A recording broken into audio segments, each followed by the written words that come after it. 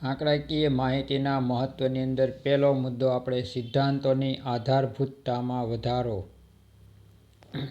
એ બાબતની ચર્ચા કરી કે ભાઈ આંકડા છે એ સચોટ માહિતી પૂરી પાડે, એટલે કોઈ પણ સિદ્ધાંત સાચો છે કે ખોટો, કેટલો અસરકારક છે કે નથી, એ બધી માહિતી આપણને એના દ્વારા પ્રાપ્ત થાય છે. કે ભાઈ આ વખતે વરસાદનું પ્રમાણ એટલું રહ્યું તો પાક ઉત્પાદનનું પ્રમાણ આટલા ટકા જોવા મળશે. તો એ આંકડાકીય માહિતીને આધારે આપણે એની સચોટતા જાણી શક્યા, એની અસરકારકતા જોઈ શક્યા. તો આમ આંકડાઓને આધારે આપણે કહી શકીએ કે એ સિદ્ધાંતની આધારભૂતતામાં વધારો કરશે. બોર્ડનું ગયા વર્ષનું રિઝલ્ટ જોઈએ અને ચાલુ વર્ષનું રિઝલ્ટ જોઈએ તો સરખામણી કરી શકીએ કે ભાઈ ગયા વર્ષના પરિણામ કરતાં આ વખતનું પરિણામ ચડિયાતું છે કે ઉતરતું છે. બરાબર. તો આ રીતે આપણે એની માહિતી આંકડાઓને આધારે વધુ સચોટ રીતે મેળવી શકીએ, કારણ કે એમાં જ તે સરખામણી શક્ય બને છે. આંકડા વગર સરખામણી શક્ય બનતી નથી. ભાષાની દૃષ્ટિએ હોય તો સરખામણી શક્ય ન બને વ્યવસ્થિત. બરાબર. આપણે ખાલી એટલું કહી શકીએ કે આ વખતે સારું રિઝલ્ટ છે, વધુ રિઝલ્ટ છે એમ કહી શકીએ, પણ આંકડા છે કે ભાઈ 10% વધુ સારું છે, 15% વધુ સારું છે, આટલા ટકા વિદ્યાર્થીઓ એ ગ્રેડ પ્રાપ્ત કર્યો, આટલા ટકાએ A+ પ્રાપ્ત કર્યો. તો એ બધી માહિતી આપણે આંકડા દ્વારા છે તો એની સરખામણી કરી અને સિદ્ધાંતની આધારભૂત ધારી શકશું. બરાબર. અને આ સિદ્ધાંત વ્યવહારમાં સાચો છે કે કેમ એ પણ આપણે એના દ્વારા જાણી શકશું. ત્યાર પછી બીજું, દશા અને દિશાના વલણો જાણવા માટે. કોઈ પણ અર્થતંત્રમાં અત્યારે કઈ દશા હાલે છે, મંદીની પરિસ્થિતિ છે, તેજીની પરિસ્થિતિ છે, કઈ દિશામાં અર્થતંત્ર સપડાયેલું છે, તો એ આંકડા ઉપરથી ખબર પડે કે ભાઈ ગયા વખતે અત્યારે ઉત્પાદન વૃદ્ધિ દર, દેશનો રાષ્ટ્રીય આવકનો વૃદ્ધિ દર એટલો હતો, તો એને આધારે આપણે કહી શકીએ કે દેશમાં અત્યારે મંદીની પરિસ્થિતિ ગયા વખત કરતાં ઓછી છે કે વધારે. તો આમ દશા અને દિશાના વલણો જાણવા માટે પણ આંકડાકીય માહિતીનો ઉપયોગ આપણી માટે મહત્વનો છે. સમગ્ર અર્થતંત્ર કે તેના કોઈ એક ક્ષેત્રના વલણો કયા પ્રકારના છે, કઈ દિશામાં છે, તે આંકડાઓ દ્વારા જાણી શકાય છે. હવે સમગ્ર અર્થતંત્રમાં આપણે જોયું કે ભાઈ ભારતે સ્વાભિમાનની પ્રક્રિયા આરંભી છે. સ્વદેશી અપનાવો, ચીન હારે મોટાભાગની વસ્તુઓનો બહિષ્કાર કરવાનું ચાલુ કર્યું છે. આપણા દેશમાં શસ્ત્રોનું ઉત્પાદન ચાલુ કર્યું. બરાબર. તો એને આધારે અહીં પરિસ્થિતિ એવી થાય કે શસ્ત્રોનું ઉત્પાદન ચાલુ કર્યું એટલે વિદેશોમાંથી શસ્ત્રો આપણે હવે લાવવાના ધીમે ધીમે આયાત કરવાનું બંધ થશે. એટલે આપણું દેશનું મૂડી ભંડોળ છે, વિદેશી મૂડી ભંડોળ, એ હવે જતું અટકશે. એટલે આપણું વિદેશી મૂડી ભંડોળ વધશે. તો આ રીતે આપણે જોઈએ તો હવે આપણો દેશ એ કઈ દશામાં આવ્યો, તો કે સ્વાભિમાનની દશામાં આવ્યો. એટલે કે આપણા દેશમાં સ્વદેશી અપનાવો. બરાબર. એ આપણે નિર્ણય લીધો. મોટાભાગની વિદેશી વસ્તુઓને હવે આપણે જાકારો આપશું, દેશમાં જ અર્થતંત્રમાં જ ઉત્પાદન થાય એ માટે આપણે આપણા ઉદ્યોગોને તૈયાર કર્યા છે. સરકારે અનેક પ્રકારની એઓને સવલત પણ પૂરી પાડી છે અને પ્રોત્સાહન પગલાઓ પણ આપ્યા છે. તો એના દ્વારા આપણા દેશના અર્થતંત્રમાં આવા ઉદ્યોગો હવે એ સ્વદેશી વસ્તુઓનું ઉત્પાદન કરી અને દેશને આત્મનિર્ભર દેશ બનાવશે. તો આ રીતે આપણે જોઈએ કે આપણા દશા અને દિશાના વલણો કયા પ્રકારના છે એ આંકડાકીય માહિતીને આધારે જાણી શકાય. પહેલાં આટલા ટકા આપણે વિદેશમાંથી 10% વસ્તુ મગાવતા હતા, હવે 5% વસ્તુ મગાવીએ. તો એનો અર્થ એમ થયો આપણે 5% ઉત્પાદન વધાર્યું, એટલે 5% બહારથી આયાત ઘટાડી. તો આંકડાકીય માહિતીને આધારે આપણે એ દશાની જાણકારી મેળવી શક્યા છીએ. દાખલા તરીકે રાષ્ટ્રીય આવકમાં ખેતીના હિસ્સાનું પ્રમાણ ઘટતું જાય છે.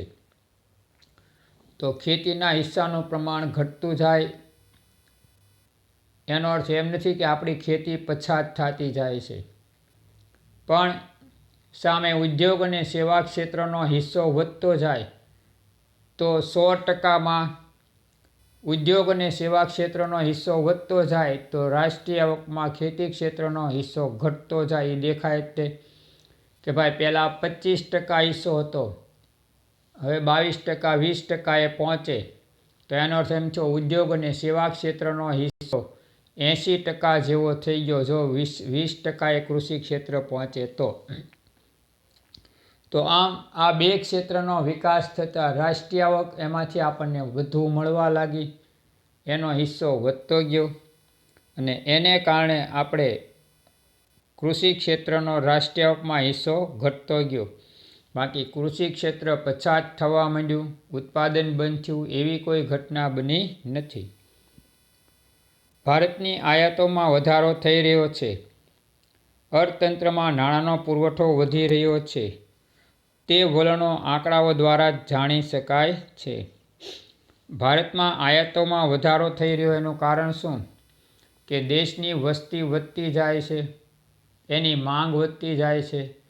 બીજું, વરસાદનું પ્રમાણ પણ અનિશ્ચિત છે, ક્યારેક વધુ તો ક્યારેક ઓછો, ક્યારેક આ વખતે લીલો દુષ્કાળ છે કારણ કે ચારેકોર પાણી હતું એટલે અમુક પાક એ સિઝનના બળી ગયા છે. હવે એ ન થાય એટલે આપણે અહીંયા ઉત્પાદન ઘટે તો આપણે વિદેશમાંથી એવી વસ્તુઓની આયાત કરવી પડશે.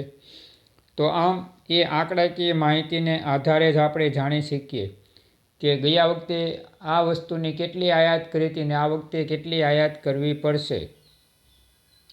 બીજું, અર્થતંત્રમાં નાણાંનો પુરવઠો વધી રહ્યો છે કારણ કે લોકોની આવક વધી છે અને લોકોની આવક વધી એટલે એનો ખર્ચ વધ્યો એટલે અર્થતંત્રમાં નાણાંનો પુરવઠો પણ વધ્યો.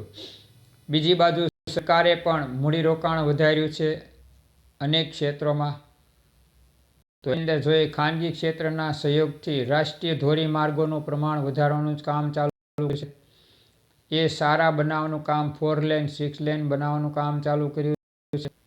તો એને કારણે આજે અર્થતંત્રમાં આવા જુદા જુદા સરકારી મૂડીરોકાણ વધતા નાણાંનો પુરવઠો વધ્યો છે. તો એ પણ આંકડાકીય માહિતી પરથી જાણી શકાય કે ગયા વર્ષે સરકારનું મૂડીરોકાણ આ બાબતમાં કેટલું હતું અને આ વર્ષે કેટલું છે.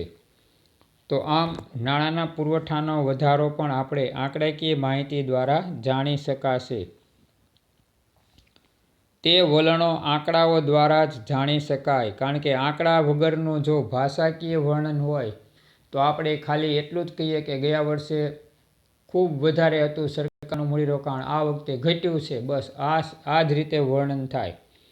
પણ એ વિશ્વાસપાત્ર નથી, ચોકસાઈ નથી એમાં તમે જો. પણ એની બદલે એમ કહેવામાં આવે કે ભાઈ સરકારનું ગયા વખતે આમાં મૂડીરોકાણ 42% હતું, આ વખતે વધીને 48 થી 50% જેવું થયું. તો આમ એના આધારે આ વિશ્વાસપાત્ર માહિતી મળી આપણને અને સરખામણી પણ શક્ય બની શકશે કે ભાઈ ગયા વખત કરતાં આટલા ટકા વધ્યું, આટલા ટકા ઘટ્યું. આંકડા દશા અને દિશા બંને દર્શાવે છે. અર્થતંત્ર કઈ દિશામાં જઈ રહ્યું છે, કયા દેશ સાથે તેનો આર્થિક વ્યવહાર વધી રહ્યા છે, કયા ક્ષેત્રમાં ઉત્પાદન વધી રહ્યું છે, કયું ક્ષેત્ર રોજગારી આપી રહ્યું છે, આ તમામ દિશા આંકડાકીય માહિતી પરથી જાણી શકાય છે. તો આંકડાઓ દ્વારા દશા અને દિશા બંને નક્કી થાય. તેજીનો માર્ગ હોય તો આપણા અર્થતંત્રની અત્યારે ચડતી છે, આપણે એમ કહી શકીએ કે અત્યારે કોરોના આપણા દેશમાં છે તો વિશ્વમાં અર્થતંત્રમાં મોટા ભાઈ ઉપર હજી રિકવરી એટલી બધી નથી આવી. આપણા દેશમાં અર્થતંત્રમાં આર્થિક બાબતોમાં ઘણી સારી એવી રિકવરી આવી ગઈ છે. ઉદ્યોગો પાટે ચડી ગયા, રોજગારીમાં પાછો હતો એમને એમ પરિસ્થિતિમાં સુધારો થઈ ગયો, લોકોની આવક અને ખરીદ શક્તિ પાછી સુધરી છે, બરાબર. તો આ રીતે અહીંયા આપણા દેશની દશા અને દિશા એ આંકડાકીય માહિતી પરથી આપણે કહી શક્યા કે વિશ્વના અન્ય દેશોમાં એ લોકોનો જીડીપી ગ્રોથ છે, રાષ્ટ્રીય ઉત્પાદનનો, રાષ્ટ્રીય આવકનો ગ્રોથ છે એ આટલો રહ્યો છે, જ્યારે આપણા દેશમાં છેલ્લા 2 માસમાં ઉદ્યોગોમાં ઉત્પાદનમાં વધારો થતાં, વેચાણમાં વધારો થતાં સરકારની આવક જીએસટી, એસજીએસટી વધી છે ને એને કારણે આપણા દેશમાં રાષ્ટ્રીય ઉત્પાદનનો વૃદ્ધિ દર અને રાષ્ટ્રીય આવકનો વૃદ્ધિ દર પણ હવે ધીમે ધીમે અર્થતંત્ર પાટે ચડ્યું એટલે વધી ગયો છે. બરાબર. તો કેટલા ટકા વધારો થયો છે અન્ય દેશોની તુલનામાં, તો એ આંકડાકીય માહિતી દ્વારા જાણીએ તો આપણને તરત ખબર પડે કે ભાઈ અન્ય દેશો કરતાં આપણે એટલા ટકા આ બાબતમાં આગળ છીએ. તો આ રીતે અહીંયા દશા અને દિશાના વલણો આપણને કોના દ્વારા જાણવા મળ્યા, તો કે આંકડાકીય માહિતી દ્વારા આપણે જાણી શક્યા, માહિતી મેળવી સરખામણી કરી શક્યા છીએ અને એના દ્વારા અર્થતંત્રની સાચી માહિતી આપણે મેળવી શક્યા. તો એ આંકડા દ્વારા જ શક્ય બની શકે છે. ત્યાર પછી તુલનાત્મક અભ્યાસ માટે. તુલના એટલે સરખામણી. આંકડાકીય માહિતીનો ઉપયોગ તુલનાત્મક અભ્યાસ માટે ખૂબ જ ઉપયોગી સાબિત થયો છે. હમણાં મેં તમને કીધું કે ભાઈ ગુજરાતમાં બેકારીનું પ્રમાણ, તો મધ્યપ્રદેશમાં બેકારીનું પ્રમાણ, તો આમ 2 રાજ્યોની તુલના છે તો આંકડાઓ દ્વારા થશે. બરાબર. અને આંકડાકીય માહિતીઓ દ્વારા જે તુલના થાય એ સચોટ તુલના હોય. બરાબર. એની અંદરની તુલના એ સચોટ છે, કારણ કે આવી તુલના આપણે સરળતાથી કરી શકીએ, સમજી શકીએ અને ચોક્કસ માહિતી એના દ્વારા મેળવી શકીએ છીએ. સ્થળ અને સમયની રીતે તુલના આંકડાઓ દ્વારા જ થાય છે. 2019-20માં અને 2020-21માં દેશનો રાષ્ટ્રીય ઉત્પાદન વૃદ્ધિ દર કેટલો વધ્યો કે ઘટ્યો એ આંકડાકીય માહિતી દ્વારા સરખામણી કરી શકીએ. દેશમાં બેકારીનું પ્રમાણ, વસ્તી વૃદ્ધિનું પ્રમાણ, ગરીબીનું પ્રમાણ ગયા વર્ષની તુલનામાં આ વર્ષે કેટલો ફેર છે, વધારો ઘટાડો છે, એ પણ આંકડા દ્વારા જ આપણે શક્ય બનશે સરખામણી કરવી કે મેળવવી. તો આમ સમય અને સ્થળને આધારે આપણે તુલના કરવી છે તો પણ આંકડાકીય માહિતીઓ મહત્ત્વની છે. અન્ય દેશની સરખામણીમાં આપણા દેશમાં ગરીબીનું પ્રમાણ કેટલું છે, તો એ સ્થળ આધારિત તુલના થઈ ગઈ. તો આમ સ્થળ આધારિત અને સમય આધારિત તુલનાઓ કરવી છે તો એ આંકડાઓ દ્વારા જ શક્ય અને સરળ બનશે. ભારતમાં જ 1951ની તુલનામાં 2015માં આપણે ત્યાં આર્થિક ક્ષેત્રે કેટલા પ્રમાણમાં ફેરફાર થયા, દુનિયામાં અમેરિકા, ચીન, બ્રિટનની તુલનામાં આપણે ક્યાં છીએ તે જાણવા આંકડાકીય માહિતી અને એની રજૂઆત ખૂબ જ મહત્ત્વની છે. તો આમ આપણા જે વેપારી સંબંધ ધરાવતા દેશો છે એમાં અમેરિકા, ચીન, બ્રિટન, તો એની તુલનામાં આપણું ઉત્પાદન કેટલું થયું છે, એનો વૃદ્ધિ દર કરતાં આપણો વૃદ્ધિ દર કેટલો આગળ છે, કેટલો પાછળ છે. બરાબર.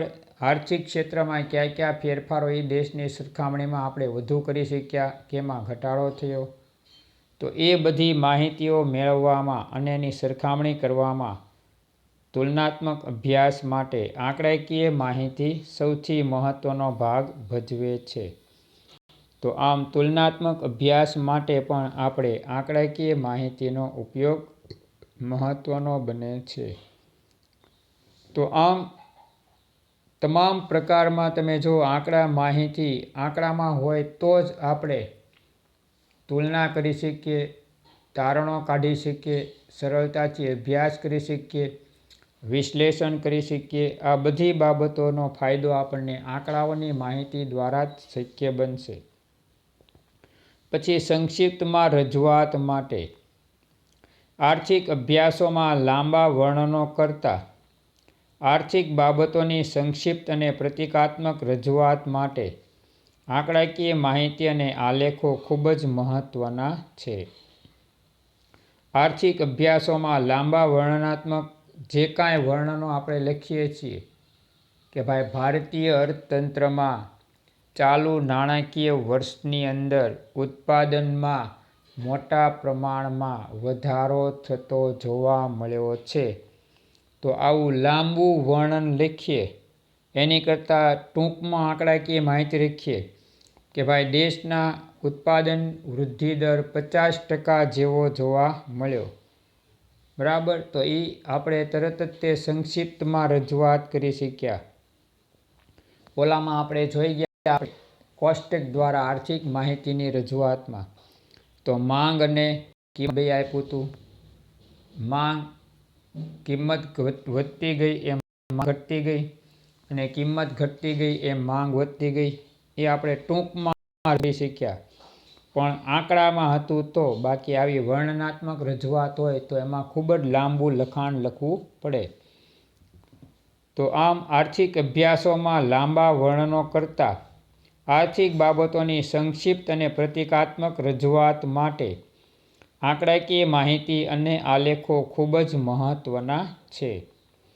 તો આવી પ્રતીકાત્મક રજૂઆત જ્યારે આપણે કોઈ બાબતને રજૂ કરીએ ત્યારે એ પ્રતીકાત્મક રજૂઆત હોય છે કે ભાઈ માંગમાં વધારો, પુરવઠામાં વધારો, કિંમતમાં ઘટાડો.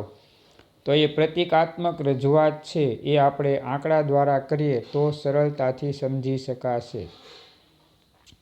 તો આમ પ્રતીકાત્મક રજૂઆત માટે આંકડાકીય માહિતી અને આલેખો ખૂબ જ મહત્ત્વના છે. આપણે આલેખથી માંગને એના નિયમને સમજી ગયા ત્રીજા પાઠમાં કે ભાઈ વસ્તુની કિંમત અને માંગ વચ્ચે કેવો સંબંધ છે. તો આપણે એમાં જોઈ ગયા કે વસ્તુની કિંમત અને માંગ વચ્ચે વ્યસ્ત સંબંધ છે.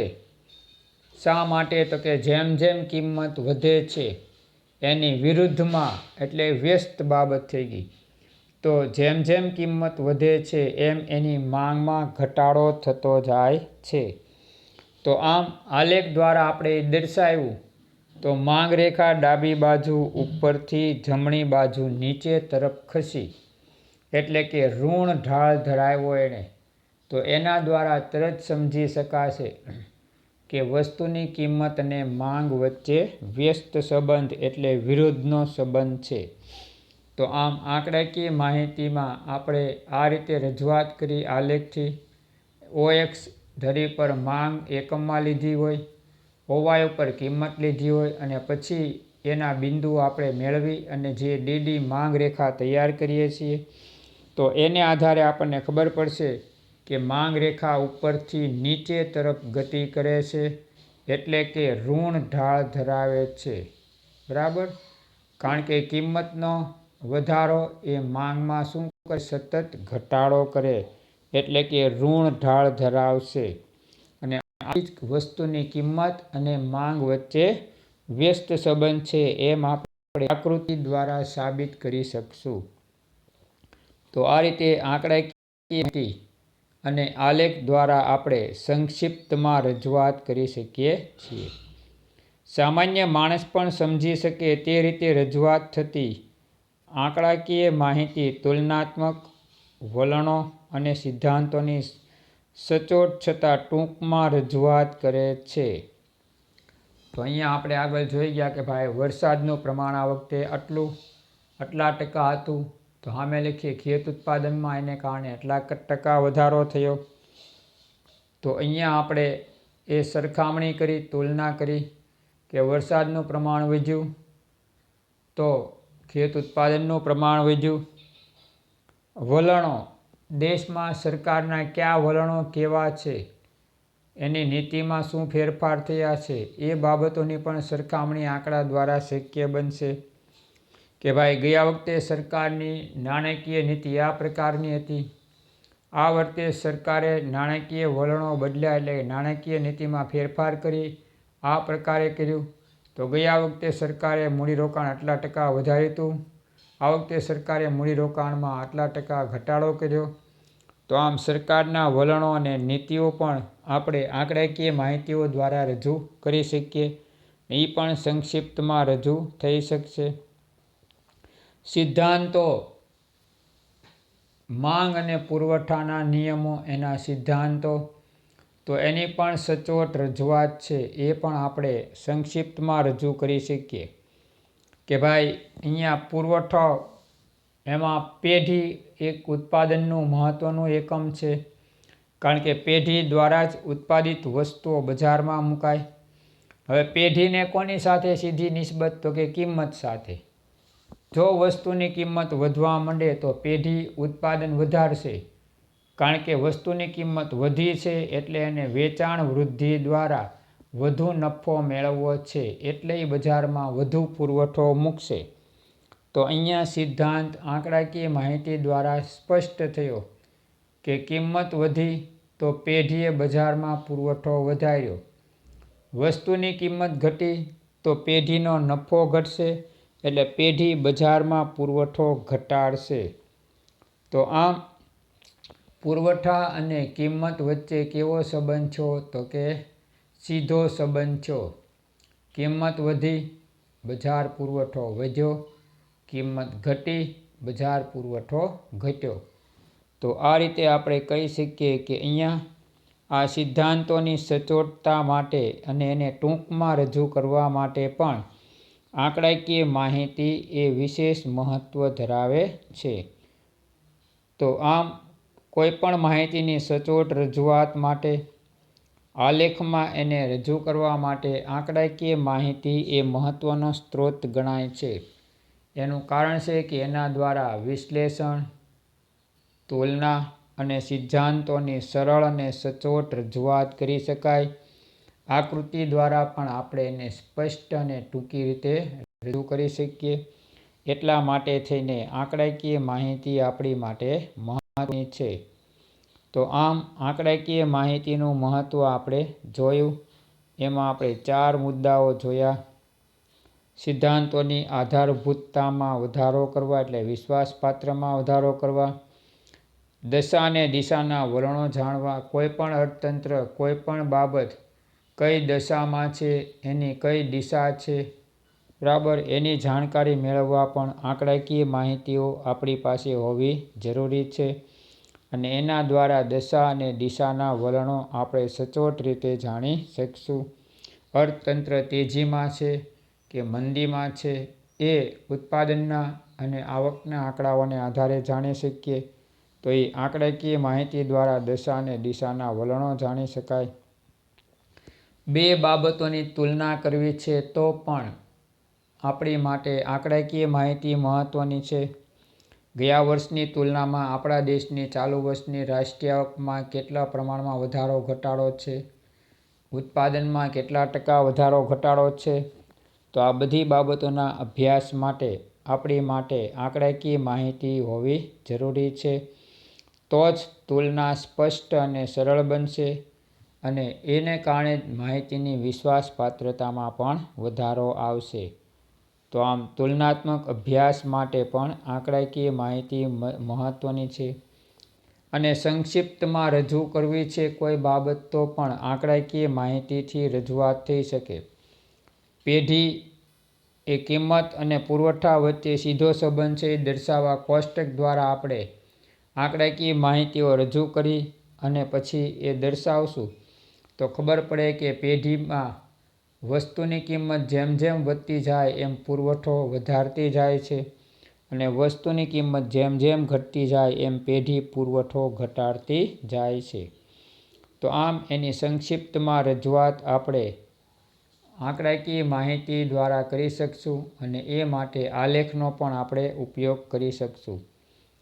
તો આ રીતે સંક્ષિપ્તમાં રજૂઆત માટે પણ આપણે આંકડાકીય માહિતી આપણી માટે મહત્ત્વની છે. ત્યાર પછી આંકડાકીય માહિતીને આકૃતિ કે આલેખમાં રજૂ કરતી વખતે ધ્યાનમાં રાખવાની બાબતો. હવે કોઈ પણ માહિતી આપણે આકૃતિ કે આલેખમાં રજૂ કરીએ છીએ ત્યારે સીધા આંકડાઓ એમને એમ ગોઠવી દેવામાં આવતા નથી.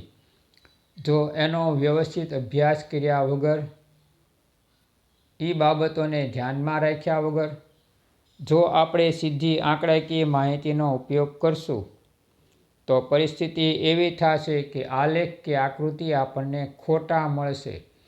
અને ખોટો આલેખ કે આકૃતિ છે એ આપણને ખોટા નિર્ણયો લેવડાવી શકે છે. તો આમ આંકડાકીય માહિતી એ આલેખ કે આકૃતિ દ્વારા રજૂ કરશું ત્યારે એની કેટલીક નિશ્ચિત બાબતોને ધ્યાનમાં રાખી અને પછી જો આપણે એની રજૂઆત કરીએ તો એ રજૂઆત સચોટ પ્રાપ્ત થાય અને એ સચોટ રજૂઆત મળશે તો જ આપણે એના દ્વારા જે કંઈ તારણો કે નિર્ણયો આવશે એ સાચા સાબિત થશે અને વિશ્વાસપાત્ર હશે. એટલે આપણે કેટલીક માહિતીને ધ્યાનમાં લેવી પડશે.